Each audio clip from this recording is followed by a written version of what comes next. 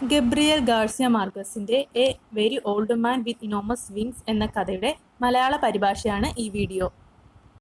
അപ്രതീക്ഷിതമായി എന്തൊക്കെയോ നിഗൂഢതകൾ തോന്നുന്ന വിധത്തിൽ വലിയ ചിറകുകളുള്ള ഒരു വൃദ്ധൻ പെലായോ എന്ന ഒരു നാട്ടിൻപുറത്തുകാരന്റെ വീട്ടുമുറ്റത്ത് പ്രത്യക്ഷപ്പെടുന്നതോടെയാണ് a very old man with enormous wings എന്ന ഗബ്രിയേൽ ഗാർസിയ മാർക്വസിന്റെ ഈ കഥ ആരംഭിക്കുന്നത്. മാജിക്കൽ റിയലിസം എന്ന കഥാരീതി അവലംബിച്ചിരിക്കുന്ന കഥാകാരൻ ഇതിലൂടെ മനുഷ്യരുടെ വ്യത്യസ്തമായ സ്വഭാവരീതികളും വിശ്വാസങ്ങളും അജ്ഞാതമായ കാര്യങ്ങളോട് അവർ പ്രകടിപ്പിക്കുന്ന വ്യത്യസ്ത പ്രതികരണങ്ങളും അനാവരണം ചെയ്യുന്നു. ഉച്ചസമയമായിരുന്നിട്ടും വെളിച്ചം ദുർബലമായിരുന്നു. പെലായോ വീട്ടിലേക്ക് മടങ്ങുമ്പോൾ മുറ്റത്തിന്റെ പിൻഭാഗത്ത് നീങ്ങുന്നതും ഞരങ്ങുന്നതും എന്താണെന്ന് കാണാൻ അദ്ദേഹത്തിന് ബുദ്ധിമുട്ടായിരുന്നു. അത് ഒരു വൃദ്ധനാണെന്നും വളരെ പ്രായമായ ഒരാളാണെന്നും മനസ്സിലാക്കാൻ അയാൾക്ക് വളരെ അടുത്തേക്ക് പോകേണ്ടി വന്നു. ആ മനുഷ്യൻ ചെളിയിൽ മുഖം താഴ്ത്തി കിടക്കുകയായിരുന്നു. കഠിനമായ പ്രയത്നങ്ങൾ നടത്തിയിട്ടും അയാളുടെ ഭീമാകാരമായ ചിറകുകൾ തടസ്സപ്പെടുത്തിയതു കാരണം അയാൾക്ക് എഴുന്നേൽക്കാൻ കഴിഞ്ഞില്ല. ഈ കാഴ്ച കണ്ട് ഭയന്ന പെലായോ തന്റെ ഭാര്യ എലിസന്റെ വിളിക്കാനോടി. അവൾ രോഗിയായ അവരുടെ കുട്ടിയുടെ ശരീരത്തിൽ തുണികൊണ്ട് അമർത്തി തടവുകയായിരുന്നു. അയാൾ അവളെ മുറ്റത്തിന്റെ പിൻഭാഗത്തേക്ക് കൊണ്ടുപോയി. വീണു കിടക്കുന്ന ശരീരത്തിലേക്ക് അവർ രണ്ടുപേരും നോക്കി. പഴന്തുണികൾ പെറുക്കി വിൽക്കുന്ന ഒരു മനുഷ്യനെ പോലെയാണ് ആ മനുഷ്യൻ വസ്ത്രം ധരിച്ചിരുന്നത്. അയാളുടെ കഷണ്ടി തലയോട്ടിയിൽ കുറച്ച് നരച്ച മുടിയും വായിൽ ഏതാനും പല്ലുകളും മാത്രമേ ഉണ്ടായിരുന്നുള്ളൂ. അയാളുടെ ദയനീയമായ അവസ്ഥ നനഞ്ഞു കുതിർന്ന ഒരു വല്യപ്പനെ പോലെ കാണപ്പെട്ടു. ഇത് അദ്ദേഹത്തിന് ഉണ്ടായിരുന്നേക്കാവുന്ന ഏതൊരു മഹത്വത്തെയും ഇല്ലാതാക്കി. വൃത്തികെട്ടതും പാതി പറിച്ചതുമായ അയാളുടെ കൂറ്റൻ ബസാഡ് ചിറകുകൾ ചെളിയിൽ കുടുങ്ങിക്കിടക്കുന്നു. അവർ അടുത്തു ചെന്ന് വളരെ നേരം അയാളെ സൂക്ഷിച്ചു നോക്കി. അങ്ങനെ പെലായോയും എലിസന്റെയും അവരുടെ അതിശയത്തെ അതിജീവിച്ചു. അവസാനം അവർക്ക് അവൻ പരിചിതനെ പോലെ തോന്നി. അപ്പോൾ അവർ അയാളോട് സംസാരിക്കാൻ ധൈര്യപ്പെട്ടു. ശക്തനായ ഒരു നാവികന്റെ ശബ്ദത്തിൽ മനസ്സിലാക്കാൻ കഴിയാത്ത ഭാഷയിൽ അയാൾ ഉത്തരം നൽകി. കൊടുങ്കാറ്റിൽ പെട്ടു തകർന്ന ഏതോ വിദേശ കപ്പലിൽ നിന്ന് ഒറ്റപ്പെട്ടു പോയ ആളാണ് അയാൾ എന്ന നിഗമനത്തിൽ അവർ എത്തി. എന്നിട്ട് അവർ അയാളെ കാണാൻ അയൽക്കാരിയായ ഒരു സ്ത്രീയെ വിളിച്ചു. അവർക്ക് തെറ്റിയെന്ന് മനസ്സിലാക്കി കൊടുക്കാൻ ഒറ്റ നോട്ടത്തിൽ തന്നെ അവർക്ക് കഴിഞ്ഞു. അയാൾ ഒരു മാലാഖയാണ്, അവൾ അവരോട് പറഞ്ഞു. അദ്ദേഹം കുട്ടിയെ തേടി വന്നതാവാം. പക്ഷേ പാവം വളരെ പ്രായമായതിനാൽ മഴ അദ്ദേഹത്തെ വീഴ്ത്തി. പെലായോയുടെ വീട്ടിൽ മാംസവും രക്തവുമുള്ള ഒരു മാലാഖ ബന്ദിയാക്കപ്പെട്ടതായി എല്ലാവരും അറിഞ്ഞു. ഉച്ചയ്ക്ക് ശേഷം മുഴുവനും അടുക്കളയിൽ നിന്നുകൊണ്ട് കോടതി ഉത്തരവുകൾ നടപ്പാക്കുന്ന ജയിലുദ്യോഗസ്ഥന്റെ കയ്യിലേതുപോലുള്ള ഒരു വടിയുമായി പെലായോ അയാളെ നിരീക്ഷിച്ചു. ഉറങ്ങാൻ പോകുന്നതിന് മുൻപ് അവൻ അയാളെ ചെളിയിൽ നിന്ന് വലിച്ചിറക്കി കോഴിക്കൂട്ടിൽ കോഴികൾക്കൊപ്പം പൂട്ടി. കുറച്ചു സമയത്തിനു ശേഷം പനി മാറി ഭക്ഷണം കഴിക്കാനുള്ള ആഗ്രഹത്തോടെ കുട്ടി ഉണർന്നു.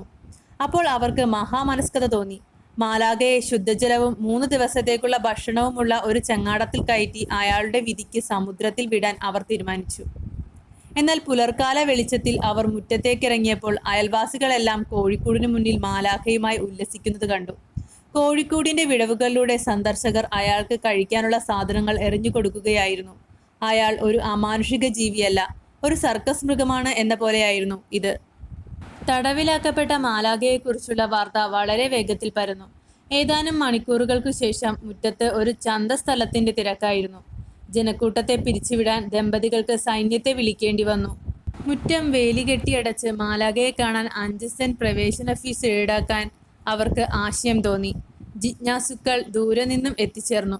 ഭൂമിയിലെ ഏറ്റവും നിർഭാഗ്യരായ ഭിന്നശേഷിക്കാർ സൗഖ്യം തേടി വന്നു. പെലായോയും എലിസന്റെയും സന്തോഷത്താൽ തളർന്നു.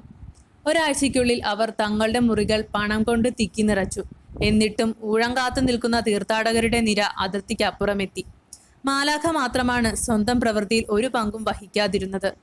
കടം വാങ്ങിയ കൂട്ടിൽ സ്വസ്ഥമായി കഴിയാൻ ശ്രമിച്ചുകൊണ്ട് അദ്ദേഹം സമയം ചെലവഴിച്ചു. ആദ്യം അവർ അയാളെ കുറച്ച് പാറ്റാ ഗുളികകൾ കഴിപ്പിക്കാൻ ശ്രമിച്ചു. പക്ഷേ വഴുതനങ്ങ കഞ്ഞിയല്ലാതെ മറ്റൊന്നും അയാൾ കഴിച്ചില്ല. അയാളുടെ ഏക അതിമാനുഷികമായ ഗുണം ക്ഷമയാണെന്ന് തോന്നി.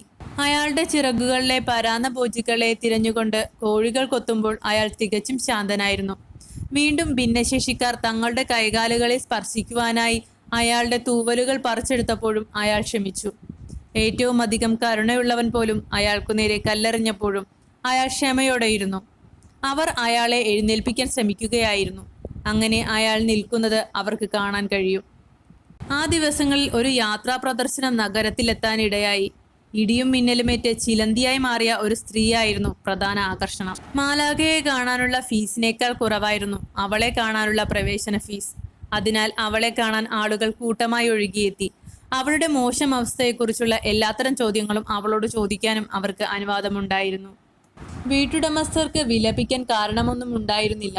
തങ്ങൾ സ്വരൂപിച്ച പണം കൊണ്ട് അവർ ബാൽക്കണികളും പൂന്തോട്ടങ്ങളുമുള്ള ഒരു ഇരുനില മാളിക പണിതു.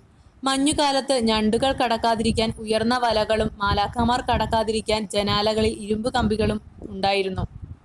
പെലായോ ഒരു മുയലിൻ കൂടും സ്ഥാപിച്ചു. ജയിൽ ഉദ്യോഗസ്ഥന്റെ ജോലി എന്നേക്കുമായി ഉപേക്ഷിച്ചു. എലിസണ്ട ഉയർന്ന ഹീലുകളുള്ള കുറെ സാറ്റിൻ ഷൂകളും ചിത്രവർണ്ണങ്ങളുള്ള സിൽക്കിന്റെ നിരവധി വസ്ത്രങ്ങളും വാങ്ങി. കോഴിക്കൂട് മാത്രമാണ് ആരും ശ്രദ്ധിക്കാതിരുന്നത്. കോഴിക്കൂട്ടിലെ കോഴിക്കാഷ്ടത്തിന്റെ കൂമ്പാരത്തിൽ നിന്നുള്ള ദുർഗന്ധം പുതിയ വീടിനെ പഴയതാക്കി മാറ്റുകയായിരുന്നു. കുട്ടി നടക്കാൻ പഠിച്ചപ്പോൾ ആദ്യമൊക്കെ കോഴിക്കൂടിനടുത്തെത്താതിരിക്കാൻ അവർ ശ്രദ്ധിച്ചിരുന്നു. എന്നാൽ പിന്നീട് അവരുടെ ഭയം മാറിത്തുടങ്ങുകയും ഗന്ധം ശീലമായി തീരുകയും ചെയ്തു. കുട്ടിക്ക് രണ്ടാമത്തെ പല്ല് മുളയ്ക്കുന്നതിന് മുൻപ് കമ്പികൾ അടർന്നു വീഴുന്നതിനാൽ അവൻ കളിക്കാൻ കോഴിക്കൂടിനുള്ളിലേക്ക് പോയി. ഇരുവർക്കും ഒരേ സമയം ചിക്കൻ ബോക്സ് ബാധിച്ചു. കുട്ടിയെ പരിചരിച്ച ഡോക്ടർക്ക് മാലാഖയുടെ ഹൃദയം പരിശോധിക്കാനുള്ള പ്രലോഭനത്തെ ചെറുക്കുവാൻ കഴിഞ്ഞില്ല. ഹൃദയത്തിൽ വളരെയധികം വിസിലിംഗ് ശബ്ദങ്ങളും വൃക്കകളിൽ നിരവധി ശബ്ദങ്ങളും അദ്ദേഹം കണ്ടെത്തി. എന്നിരുന്നാലും അദ്ദേഹത്തെ ഏറ്റവും ആശ്ചര്യപ്പെടുത്തിയത് അയാളുടെ ചിറകുകളുടെ യുക്തിയാണ്. പൂർണ്ണമായ ആ മനുഷ്യ ശരീരത്തിൽ അവ തികച്ചും സ്വാഭാവികമായി കാണപ്പെട്ടു. മറ്റ് ആളുകൾക്ക് അവ ഇല്ലാത്തത് എന്തുകൊണ്ടാണെന്ന് അദ്ദേഹത്തിന് മനസ്സിലായില്ല. കുട്ടിക്ക് സ്കൂൾ തുടങ്ങിയപ്പോഴേക്കും വെയിലും മഴയും കാരണം കോഴിക്കൂട് തകരുകയായിരുന്നു. വഴിതെറ്റി മരണാസന്നനായ ഒരു മനുഷ്യനെ പോലെ മാലാഖ അങ്ങോട്ടും ഇങ്ങോട്ടും വലിഞ്ഞിഴയുകയായിരുന്നു. അയാൾ ഒരേ സമയം പല സ്ഥലങ്ങളിലും ഉള്ളതായി കാണപ്പെട്ടു. അയാൾ വിരളമായി മാത്രം ഭക്ഷണം കഴിച്ചു. അയാളുടെ കണ്ണുകളുടെ കാഴ്ച മങ്ങിയിരുന്നു. അതിനാൽ അയാൾ പോസ്റ്റുകളിൽ ഇടിച്ചു. പെലായോ ഒരു പുതപ്പ് അയാൾക്ക് എറിഞ്ഞുകൊടുത്ത് ഷെഡിൽ ഉറങ്ങാൻ അനുവദിച്ചു. അപ്പോൾ മാത്രമാണ് അയാൾക്ക് രാത്രിയിൽ പനിയുണ്ടെന്ന് അവർ ശ്രദ്ധിച്ചത്. അയാൾ മരിക്കാൻ പോവുകയാണെന്ന് കരുതി അവർ പരിഭ്രാന്തരായി. എന്നിട്ടും അയാൾ തന്റെ ഏറ്റവും കഠിനമായ ശൈത്യകാലത്തെ അതിജീവിക്കുക മാത്രമല്ല, വേനലിന്റെ ആദ്യ ദിനങ്ങളിൽ തന്നെ മെച്ചപ്പെട്ടതായി കാണപ്പെടുകയും ചെയ്തു. മുറ്റത്തിന്റെ അങ്ങേയറ്റത്തെ മൂലയിൽ കുറെ ദിവസങ്ങൾ അയാൾ അനങ്ങാതെ കിടന്നു. ഡിസംബർ ആരംഭിച്ചപ്പോൾ അയാളുടെ ചിറകുകളിൽ ചില വലിയ കട്ടിയുള്ള തൂവലുകൾ വളരാൻ തുടങ്ങി. അവ ഒരു നോക്കുകുത്തിയുടെ ചിറകുകൾ പോലെ കാണപ്പെട്ടു. ഒരു ദിവസം രാവിലെ എലിസണ്ട ഉച്ചഭക്ഷണത്തിനായി ഉള്ളിക്കുലകൾ മുറിക്കുമ്പോൾ അടുക്കളയിലേക്ക് ഒരു കാറ്റ് വീശി. അപ്പോൾ അവൾ ജനാലയ്ക്കരികിലേക്ക് ചെന്നു. അപ്പോൾ മാലാഖ പറക്കാനുള്ള തന്റെ ആദ്യ ശ്രമത്തിലായിരുന്നു. വായുവിൽ പറന്നുയരാൻ കഴിയാതെ ഷെഡിൽ ഇടിച്ച് അത് താഴെ വീഴുന്ന അവസ്ഥയിലായി. എന്നാൽ അതിനുശേഷം ഉയരത്തിലേക്ക് എത്തുവാൻ അദ്ദേഹത്തിന് കഴിഞ്ഞു. അവസാനത്തെ വീടുകളുടെയും മുകളിലൂടെ അയാൾ കടന്നു പോകുന്നത് നോക്കി നിന്നപ്പോൾ എലിസണ്ട അവൾക്ക് വേണ്ടിയും അയാൾക്ക് വേണ്ടിയും ആശ്വാസത്തിന്റെ ഒരു നെടുവീർപ്പിട്ടു. പ്രായമായ ഒരു കഴുകന്റെ അപകടകരമായ ചിറകടിയോടെ ഒരു വിധത്തിൽ അയാൾ സ്വയം പിടിച്ചു നിൽക്കുകയായിരുന്നു. ഉള്ളി മുറിക്കുമ്പോഴും അവൾ അയാളെ നിരീക്ഷിച്ചു കൊണ്ടിരുന്നു. അയാൾ കാഴ്ചയിൽ നിന്നും മറയുന്നത് വരെ അവൾ നോക്കി നിന്നു. ഇനി ഒരിക്കലും അയാൾ അവളുടെ ജീവിതത്തിൽ ഒരു ശല്യമായിരുന്നില്ല, മറിച്ച് കടലിന്റെ ചക്രവാളത്തിൽ ഒരു സാങ്കല്പിക ബിന്ദുവായിരുന്നു.